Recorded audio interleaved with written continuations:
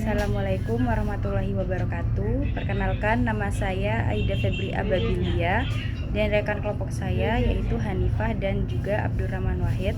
Kami dari kelompok 1 akan mempresentasikan tentang peran negara dalam perspektif Islam. Dalam politik ekonomi Islam, negara itu bertugas dan bertanggung jawab untuk menegakkan keadilan dalam ekonomi dan juga mencegah terjadinya setiap kezaliman serta menolak para pelanggar hukum di bidang ekonomi. Menurut Prof. Dr. M. Umar Capra juga berpandang bahwa peranan ekonomi yang aktif oleh negara merupakan segi yang tidak bisa dipisahkan dari sistem ekonomi Islam. Nah, selanjutnya menurut Prof. Dr. Muhammad, peranan negara mencakup 4 macam. Yang pertama itu menjamin tegaknya etika ekonomi dan bisnis Islam dari setiap individu melalui pendidikan dan bila perlu dilakukan secara paksa. Yang kedua, menciptakan iklim yang sehat dalam mekanisme pasar.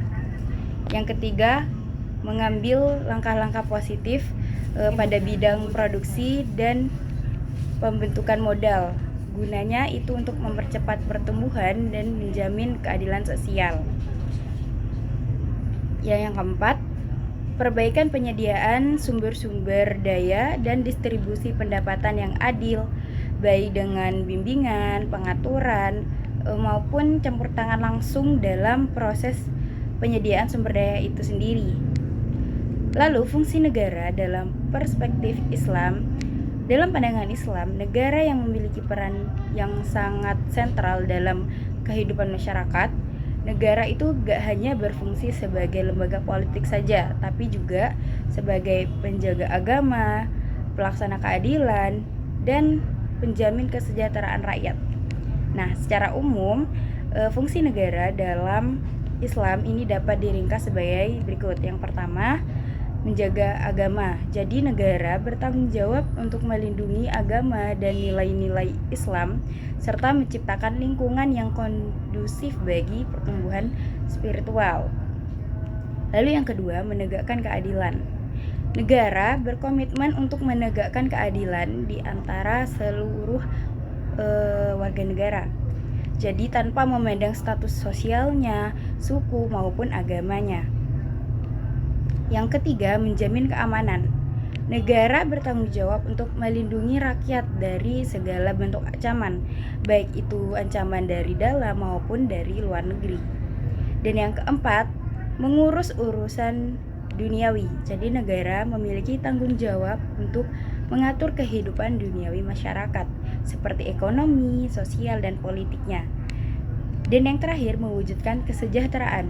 Jadi negara berkewajiban untuk menyediakan kebutuhan dasar bagi seluruh warganya seperti sandang pangan, papan pendidikan, dan kesehatan. Selanjutnya, saya akan menjelaskan mengenai hizbah dalam pengawasan pasar. Hizbah sendiri artinya yakni lembaga pengawasan pasar dalam Islam yang bertugas untuk mengawasi kegiatan perekonomian agar sesuai dengan Al-Quran dan Hadis. Hizbah sendiri sudah ada sejak zaman Nabi Muhammad SAW. Istilah Arab hizbah berarti tindakan yang dilakukan untuk kebaikan bersama atau dengan maksud mencari pahala dari Allah Subhanahu wa Ta'ala. Selanjutnya yakni tujuan dari hizbah dalam pengawasan pasar. Yang pertama yakni memastikan jalannya aturan perekonomian, di mana seorang muslim dalam menjalankan kegiatan-kegiatan ekonomi baik sebagai produsen maupun konsumen wajib menjalankan aturan-aturan dalam melakukan kegiatan ekonomi. Karena penguasaan pribadi kadang lemah pada sebagian orang, lalu mereka tidak melaksanakan aturan-aturan tersebut, maka muncullah peran pengawasan dari luar untuk mencegah orang-orang yang lalai dan mengharuskan mereka untuk menjaga aturan-aturan kegiatan ekonomi. Yang kedua yakni memastikan barang yang dipasarkan adalah halal. Sehubungan dengan ini, Islam menetapkan setiap barang yang dipasarkan harus halal dan bermanfaat bagi masyarakat. Selanjutnya yang ketiga yakni sebagai pengawasan penetapan harga atau yang disebut dengan taksir, di mana taksir itu berarti menentukan harga. Secara istilah, taksir adalah perintah yang dikeluarkan kepada petugas pedagang agar menjual barangnya sesuai dengan harga yang ditetapkan. Pedagang dilarang menambah atau mengurangi harga demi kemaslahatan. Selain itu juga tujuan yang lain yakni ada melawan atau melarang penipuan, yaitu berkhianat terhadap amanat. Penipuan ini merupakan perilaku yang sangat buruk yang menyebabkan bahaya besar terhadap umat dan kegiatan ekonominya, di mana penipuan memiliki akibat-akibat berbahaya bagi kesejahteraan konsumen dalam distribusi devisa dan pengeluarannya, juga bagi kemampuan produksi dalam pertumbuhan ekonomi. Baik, mengenai berikutnya yaitu filosofi dasar ekonomi dan keuangan Islam. Berakar pada ajaran-ajaran Islam yang bersumber dari Al-Quran dan hadis. Filosofi ini bertujuan untuk menciptakan sistem ekonomi dan keuangan yang selaras dengan prinsip-prinsip Islam, menyeimbangkan kepentingan individu dan masyarakat, serta aspek material dan spiritual kehidupan.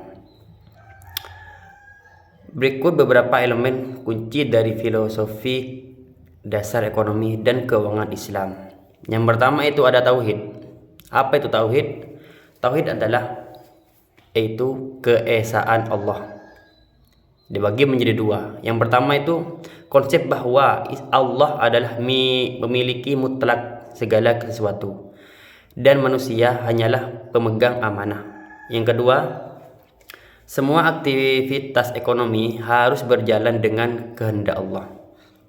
Kemudian yang kedua ada keadilan, bersifat adil, yaitu menekankan keseimbangan dan keadilan dalam semua transaksi ekonomi ataupun menolak eksploitasi dan ketidaksetaraan. Kemudian ada yang ketiga ada larangan. Apa itu larangan? Larangan riba yaitu melarang segala bentuk bunga dalam transaksi keuangan atau mendorong sistem bagi hasil sebagai alternatif. Kemudian ada muslahah, kesejahteraan, yaitu bertujuan untuk mencapai kesejahteraan falah bagi individu dan masyarakat atau menyeimbangkan kepentingan duniawi dan ukhrawi. Yang kelima ada khilafah, perwakilan. Manusia sebagai khalifah Allah di bumi bertanggung jawab untuk mengelola sumber daya dengan bijak.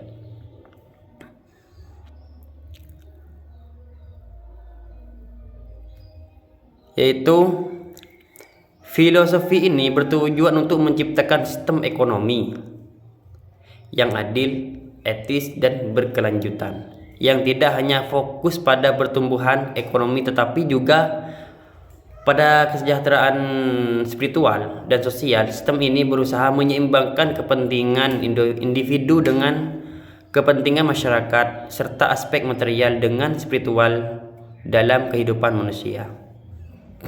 Baik, begitu. Selanjutnya yaitu ruang lingkup keuangan publik, di mana ruang lingkup keuangan publik ini merupakan cabang ilmu ekonomi yang mempelajari bagaimana pemerintah untuk memperoleh pendapatan, membelanjakan dana, serta mengelola utang. Ruang lingkup ekonomi ini sendiri yaitu cakupannya sangat luas dan mencakup berbagai aspek kehidupan masyarakat, mulai dari kebijakan pajak hingga pengelolaan aset negara. Secara garis besar, ruang lingkup ini meliputi yang pertama yaitu pendapatan negara serta pengeluaran negara. Pendapatan negara sendiri terdiri dari 3 aspek, yaitu pajak, yang terdiri yakni dari pajak langsung dan pajak tidak langsung. Yang kedua yaitu ada penerimaan negara bukan pajak. Ini dapat terdiri dari denda atau hasil usaha BUMN. Yang ketiga yaitu pinjaman, yang dimana terdiri dari penerbitan obligasi ataupun pinjaman dari lembaga keuangan internasional. Yang kedua yaitu pengeluaran negara, di mana pengeluaran negara ini terdiri dari 3 aspek. Pertama yaitu belanja pemerintah, yang kedua yaitu untuk transfer ke daerah, serta yang ketiga yaitu untuk pelayanan utang, di mana untuk pembayaran bunga atau pokok utang. Yang kedua yakni ada pengelolaan utang dan aset negara, di mana pengelolaan utang ini terdiri dari 2 aspek. Yang pertama yaitu struktur utang, yang dimana mencakup jenis utang, jangka waktu, serta suku bunga. Yang kedua yaitu manajemen risiko utang. Di sini maksudnya yaitu strategi untuk mengelola risiko terkait utang. Selanjutnya yaitu aset negara. Dalam aset negara ini juga terdiri dari 2 aspek, yaitu kekayaan tanah, misalnya kekayaan negara misalnya tanah, bangunan, perusahaan, maupun yang lain.